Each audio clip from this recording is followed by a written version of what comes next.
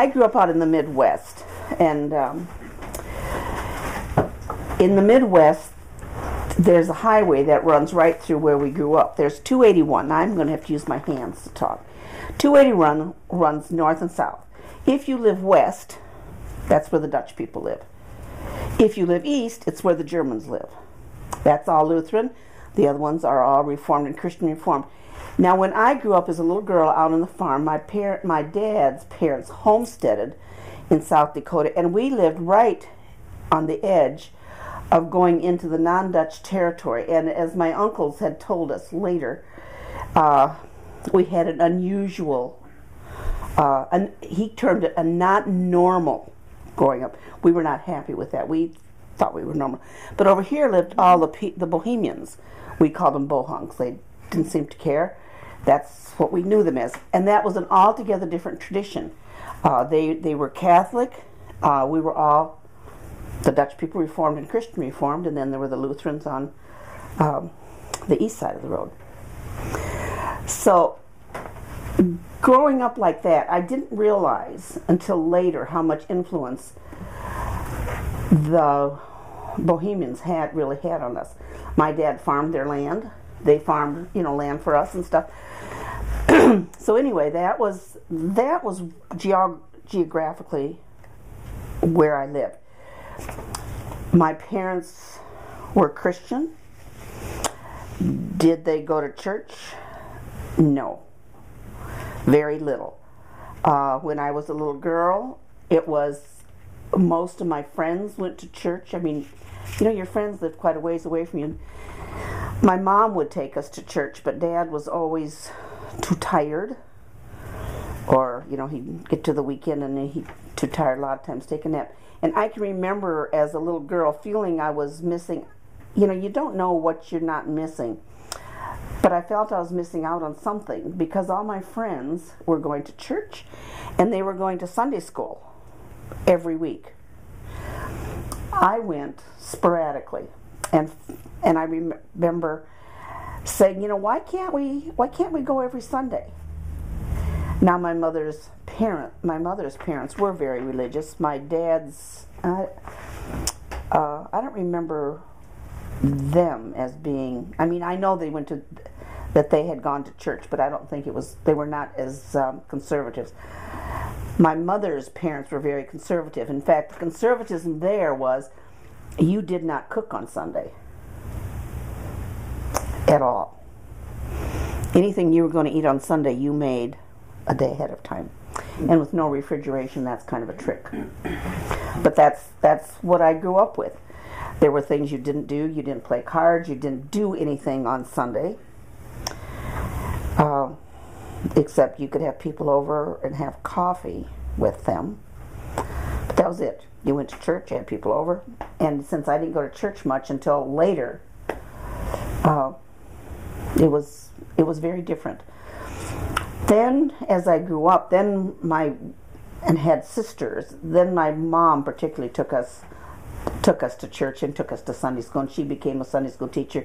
They became very much more involved, and I was happier with that, because when you live in a place like that, it's a little isolated. Your whole social life is the church, because that's all there is. So to say I went to church because I was a staunch believer would probably be telling a lie. I went for the social life. It's where my friends went. It's where you go to have fun. That's where they had the softball teams. That was what you did, and that was a lot of fun, and I enjoyed that. We had to learn had to memorize the Heidelberg Catechism to join church. And you didn't join church as a class. You joined church I joined church when I was graduated from high school. You decide when you're joining church, and then you have to go before the elders and they will ask you questions, which probably why a lot of people didn't join church earlier, because this was pretty scary. Because it was, yes, it was all male elders. They haven't had female elders until just recently. But So I went to, and my sisters like to say I was a wild child, and that may or may not have been true when I was in high school. I know I did things my parents didn't particularly like me to do, and I also know that I was a difficult child because I had a difficult personality, in that just because they said it was so, I didn't necessarily think it was so. And at one time I remember my dad, I came home late at night. I didn't kind of like believe in curfews, and came home late at night, and he was yelling at me. He said, we just can't handle you. We're going to just have to put you in reform school. And I said, okay, I'm good. And and I think it was just, he was very domineering, and I was just pushed back. Then after later on in high school, I think mellowed out a little bit, and I met Jean, who was a good mellower outer, and listened, and we went to together. We were engaged in high school. Went to a Christian college, and I think that's when I really got the idea of what being a Christian was more about than I did living out in the farm and doing it for the social life. We went to the Christian college for 1 year, and then because he was going to be an engineer, and besides, a male's education was much more important than a woman's, we went to the University of South Dakota so he could become an engineer. He couldn't do that at the school we were in. And then after moving away from my parents,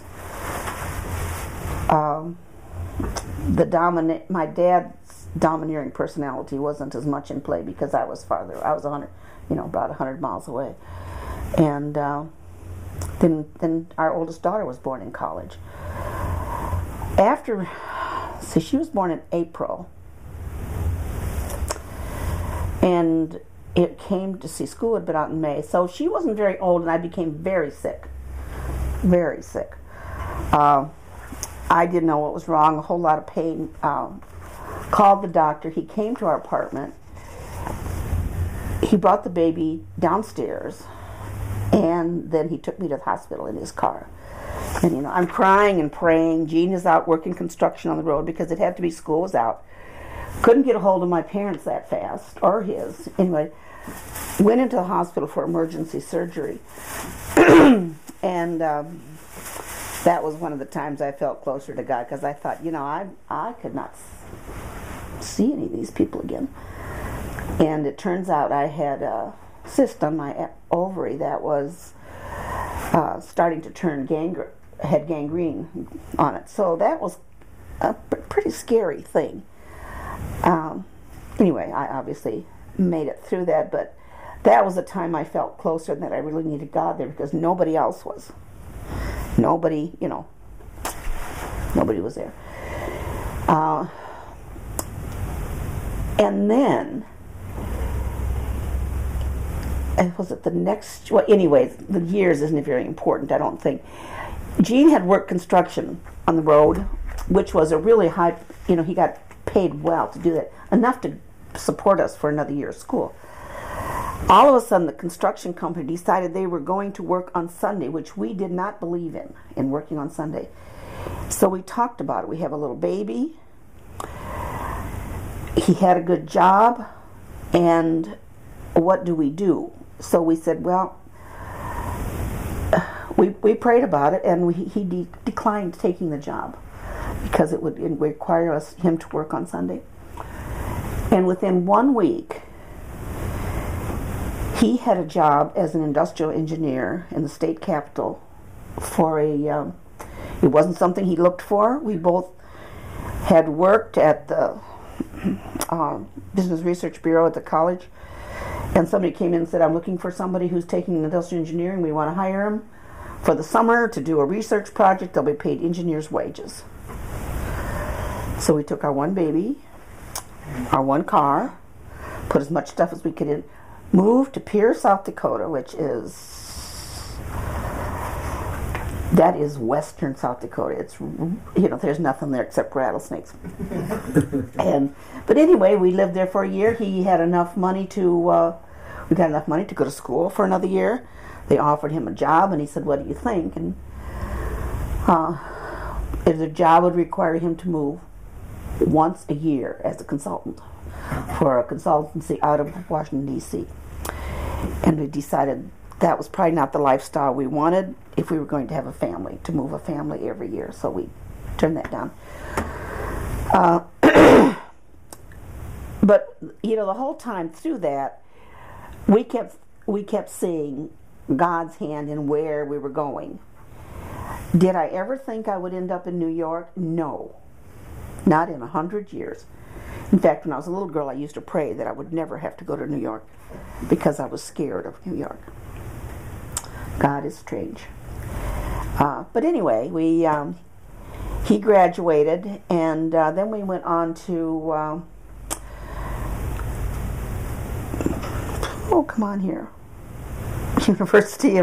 Northwestern University in Chicago for his master's degree.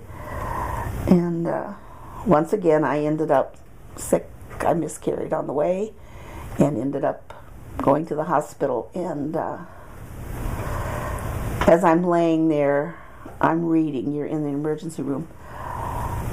And we went to St. Francis Hospital, and so it's a Catholic hospital, and the sign said, "The baby's life will come before the mother's."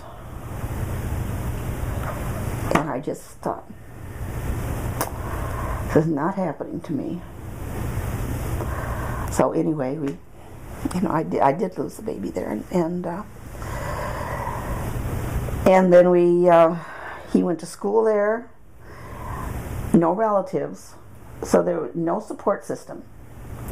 And so I think when there's no support system, you rely on God more than you do if you have people around you to support you. Doesn't mean we didn't develop a support system, but not something that we were used to. So he got his master's. Now we're going to move up here. Well, we decided where he's going to go. Decided to come up here.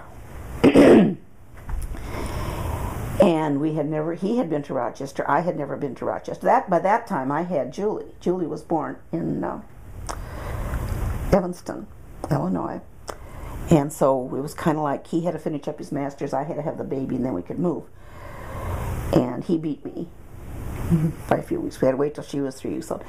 We're driving up Lake Avenue. Don't know a soul in Rochester. And there was no 390 to get in, or 490, and you drive up Lake Avenue, and it was gray and rainy, and I cried all the way up Lake Avenue, and I've got these two babies. We're moving to an apartment that has no furniture. So Julie's the only one who was well taken care of. We had a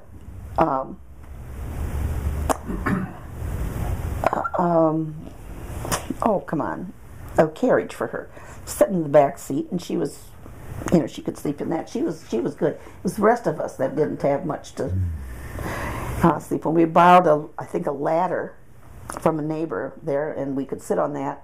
Went to a furniture store, and that was my first awakening.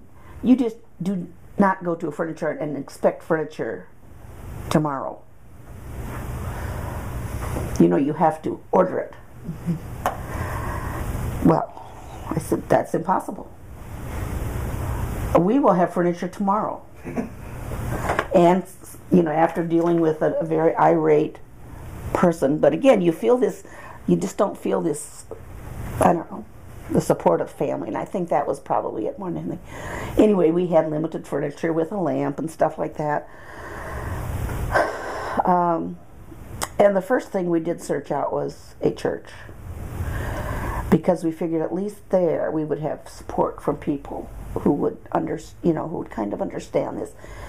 And so we ended up going to church out in Brighton, because we went to a Reformed Church college, and we figured at least we're familiar with something in a church, the hierarchy and all of that stuff. So we went there, to church for a long time.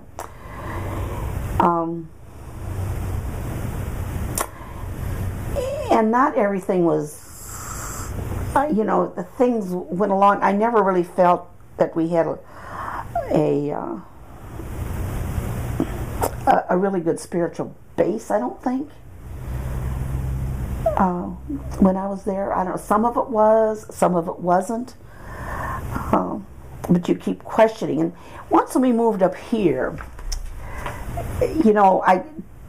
I'm going to back up just a little bit. Said, we couldn't do anything on Sunday. We couldn't play cards. We couldn't do anything. And so my mother called on Sunday afternoon. She said, well, where were you? I said, well, we went to the park for a picnic. And she said, well, isn't it Sunday there too? I said, yes, it is. But of course, then my little snarky side came out, and I said, I just thought it would be better to go to the park and have a picnic than sit around and have coffee and talk about all your neighbors. But that's what we did. That's what we did. And so that was the last I heard about the fact that we would go out and have a picnic, we'd go bowling, we'd go for stuff like that. Never did do much. We didn't shop and stuff because that wasn't us. That probably would have taken a little bit too far to suit me. But I couldn't, I think all the way through there was always this little bit of hypocrisy of, this is what we say to do, but then you observe what they're doing. And that, I had a lot of trouble with that. And I think when I started to work in the inner city in Rochester, is when I felt that people really relied on God. You're working in a secular culture. Our CEO was an atheist, so you're kind of underground with your faith. But I saw more evidence of people relying on God. I had an exercise class on the corner of Genesee and Clarissa at the time. They always started with prayer. And they said, well, would you pray? I said, sure. And you always prayed for the people who were looking for work so that they would have enough to eat. And the prayers were genuine. And I think that had more of effect on me than anything of where I am, and probably where I am today, of working with people that are underserved. It sometimes bothers me that the inequity of things. So, and that's kind of where I am today.